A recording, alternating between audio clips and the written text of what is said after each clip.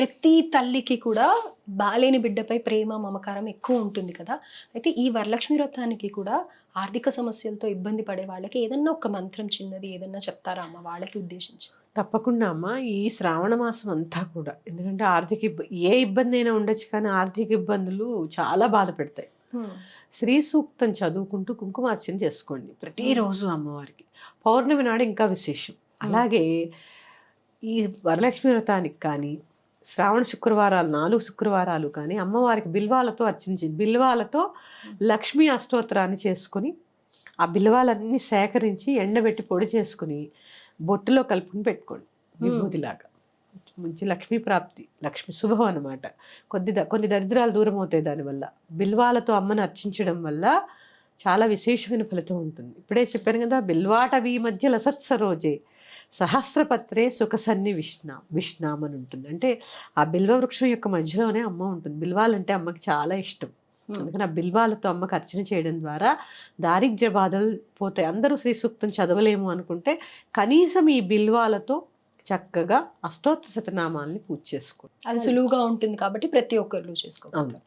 అలాగే అమ్మ. సో ఎన్నో డౌట్స్ జనరల్గా ఉండేది కాకుండా ఈరోజు మీరు ఎంతో అద్భుతంగా తెలియాల్సిన విషయాలు, తెలుసుకోవాల్సిన విషయాలు తెలియజేశారని అనిపిస్తుంది. అందుకే అమ్మ నేను ఒక్కటి చెప్తున్నాను, ఆడంబరాలకి వెళ్ళకండి. వరలక్ష్మి వ్రతానికి రిటర్న్ గిఫ్ట్స్ అవసరం లేదు. తర్వాత పూజ దగ్గర ఇనప సామాన్లు వాడడం మానేయండి. అంటే జర్మన్ సిల్వర్ కానీ తర్వాత స్టీల్ సామాన్లు కానీ తక్కువ వాడండి. పూజ పేరు చెప్పి ఇంత ఇతర సామాన్లు ఇన్ని కొనవలసిన పని లేదు. చాలా లిమిట్గా కొనుక్కోండి. ఉన్న దాంట్లో భక్తిగా ఆనందంగా పూజ చేసుకోండి. ఏదో వెలితిగా నేను అది కొనుక్కోలేకపోయాని అని కానీ జనాలకి చూపించాలని కానీ పూజలు చేసుకోకండి. మీకోసం, మీ కుటుంబ శ్రేయస్సు కోసం పూజ చేసుకోండి. ప్రశాంత చిత్తులై ఆనందంగా పూజ చేసుకోండి. మీ పూజ 10 మందికి ఆదర్శమయ్యేలాగా చూసుకోండి. పూజ చేసుకుని చక్కగా పతి కాళ్ళకి చక్కగా మొక్కుకొని, ఎందుకంటే భార్యని భర్తే బాగా దీవిస్తాడు. ఎందుకంటే చూడండి, సరదాగా కూడా ఏమంటారు, నువ్వు సంతోషంగా ఉండు, నన్ను సంతోషంగా ఉంచు అంటారు. అంటే నువ్వు బాగుండు అని ఆ భర్త దీవిస్తే నువ్వు బాగుండు అనడంలోనే ఆయన బాగు కూడా ఉంది.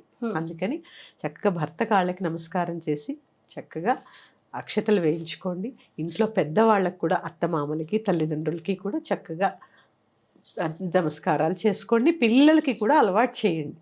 ఇది ఒక సాంప్రదాయం. సాంప్రదాయబద్ధంగా ఆడంబరాలు లేకుండా ఆనందంగా ప్రశాంత చిత్తులే ఆ లక్ష్మీదేవిని కొలుచుకోండి. ఆ లక్ష్మీ కృపకు పాత్రలు కండి. మనం కూడా సహస్రనామాలందరికీ కూడా లైవ్లో ఒకసారి ఒక శుక్రవారం నాడు తప్పకుండా అందరం చదువుకున్నాము. ఎలా చదువుకోవాలో నాతో పాటు చదువుతూ ఉంటే మీకు వస్తుంది. చక్కగా చదువుకుందాం. మళ్ళీ కలుద్దాం. శ్రీమాత్రే నమః. అయితే అమ్మ, ఇక్కడ నేను ఒక విషయం చెప్పాలనుకుంటున్నాను మన ప్రేక్షకులకి. పర్మిషన్, అమ్మ ఉద్దేశం కేవలం ఎంత సులువుగా ఆడంబరాలు లేకుండా చేసుకోవాలి అని చెప్పి పదే పదే చెప్తూ వస్తూ ఉన్నారు. ఆ వీడియోస్లో అన్ని కూడా మనం గమనిస్తూ ఉన్నాం. అయితే ఈ వీడియోలు చూసిన వాళ్ళు అందరూ పాటించకపోయినా అమ్మ వీడియోస్, అమ్మని ఫాలో అయ్యే వాళ్ళు ఒక్కళ్ళు పాటించినా కానీ ఆడంబరాలకి పోకుండా ఎంతో అవగాహనతో అమ్మ మీద, లక్ష్మీదేవి అమ్మవారి మీద భక్తి శ్రద్ధలతో చేసుకుంటే ఎవరైతే మన పక్కన చూసే వాళ్ళు ఉంటారో వాళ్ళు ఇబ్బంది పడకుండా సులువుగా ఉన్న దాంట్లో చేసుకునే ప్రయత్నం చేస్తారు. ఇది కేవలం అమ్మ మీద ప్రేమ ఉన్న వాళ్ళు ఖచ్చితంగా ఆచరించడానికి ట్రై చేయండి. అలాగే అమ్మ, ధన్యవాదాలు. శ్రీమాత్రే నమః. ఒకటి చెప్తున్నానమ్మా. అమ్మ చెప్పండి.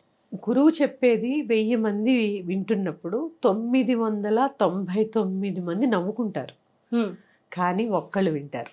ఆ ఒక్కళ్ళ కోసమే ఈ గురువు చెప్తారు. ఆ ఒక్కళ్ళ చెవికి చేరడానికే గురువు యొక్క సందేశం ఉంటుంది.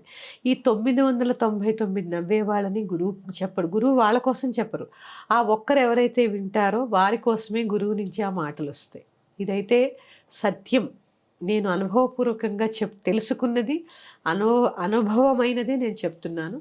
అందుకని మళ్ళీ చెప్తున్నాను, ఆడంబరం లేకుండా ప్రశాంతంగా పూజ చేసుకోండి. శ్రీమాత్రే నమః.